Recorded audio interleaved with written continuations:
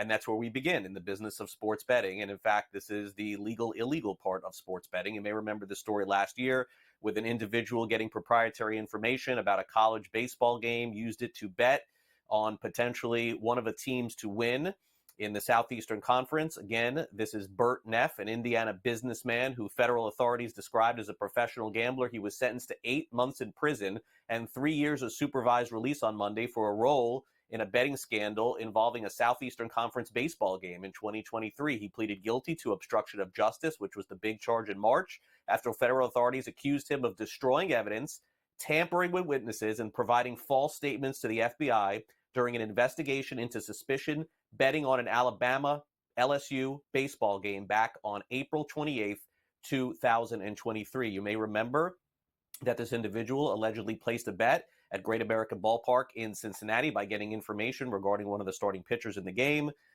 Clearly obstruction of justice, one of the main reasons why this guy ends up getting prison time. All right, now let's get to baseball. We've got a ton to talk about here.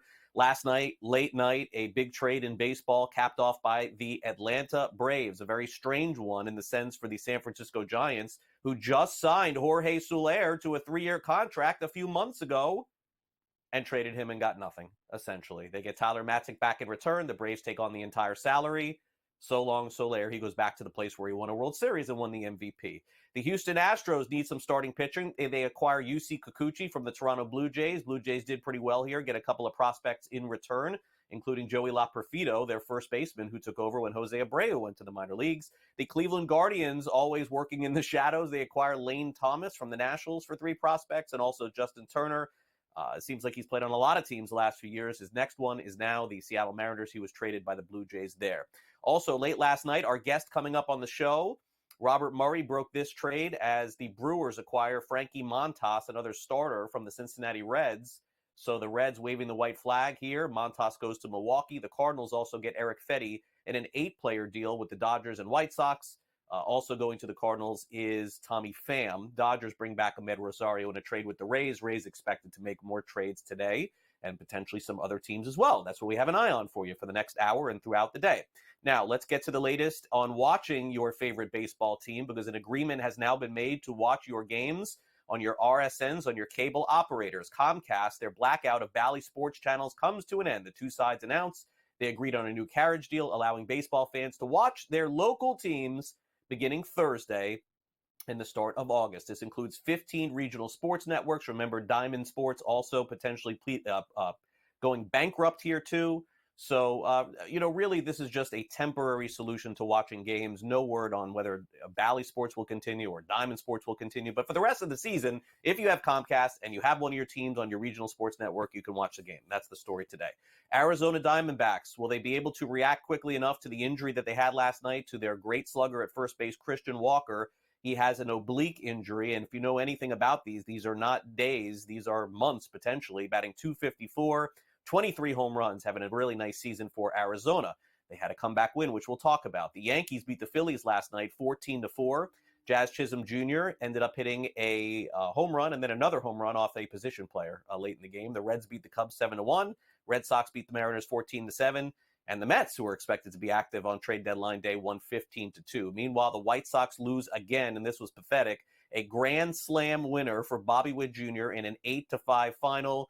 Sort of incredible comebacks last night. Pirates beat the Astros, and then finally the Diamondbacks end up beating the Nationals as Corbin Carroll hit a pinch hit walk-off 2-run home run in the ninth. Despite a poor start from Jordan Montgomery, Corbin Carroll was the hero and talked about it post-game. We've been saying it all year. Joe, I think, said it. Joe Mather said it at the beginning of the last series. Like, we're never out of a game, and that's truly how it's felt. It's not over till it's over, and we've been putting together some really great late game at bats, and it just seems like it's been able to pay off a little bit. Corbin Carroll did not have a great season, but that's why they play 162. Meanwhile, if you're in the swimming pool going up against Katie Ledecky, you have no shot. She's at the Paris Olympics, dominating again this morning for the first time since winning a bronze medal in the 400. On Tuesday, she returned to the pool to swim in the 1,500-meter freestyles and won by a large margin. She's the 2023 world champion, defending gold medalist from Tokyo, and certainly is someone to watch over the next week or so to see if she can capture the gold.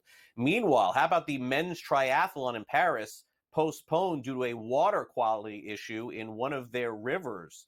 It was supposed to start today, and they're confident they can still start tomorrow, but we heard about this a month ago, that they've been testing the water constantly and showing increased levels of E. coli in the river following the weekend's heavy rain. It's called the Seine River. The water level is already far higher than normal for July. But needless to say, this is not the first time we've heard of this. They've been working on this for a while. Coco Gauff, unfortunately, loses in Paris. She's out of the women's singles. There was some controversy involved in this match. She was arguing with one of the officials and it was seen crying, unfortunately, for Coco. Not the best look. Unfortunately, she is not going to win the gold in Paris this year. Meanwhile, Team Canada rolls on in their basketball event, 93-83. They end up beating Australia. RJ Barrett, 24 points, 7 rebounds, 5 assists. SGA playing, of course, at 16 points on 8 for 10 shooting. Gilbert McGregor will weigh in on the result coming up in less than 5 minutes from now. USA basketball on the women's side, 20-point favorites over Tokyo. They won by a lot more than that. USA wins 102-76, a super high-scoring game at the Olympics. Japan's tallest player was 6'1". Folks, that ain't going to work against Team USA. This just in. All right, over to football headlines here. John Elway, no longer running things in the Denver Broncos organization, made an interesting comment saying that he basically thought that the biggest mistake that he made as the GM or president, he was making the decisions with the Broncos, said that last year he was playing golf with Josh Allen and wondering why he basically didn't take him in the 2018 draft. John, we're all wondering the same thing. Houston Texans defensive end Danico Autry has been suspended 6 games for violating the NFL's policy against performance-enhancing drugs. 34 years old. He says it was because the doctors submitted a prescription for a different medication that contained a banned substance. He just signed a 2-year, $20 million deal after getting 11.5 sacks last season. Also a tough loss for the Indianapolis Colts during a full squad workout on Sunday.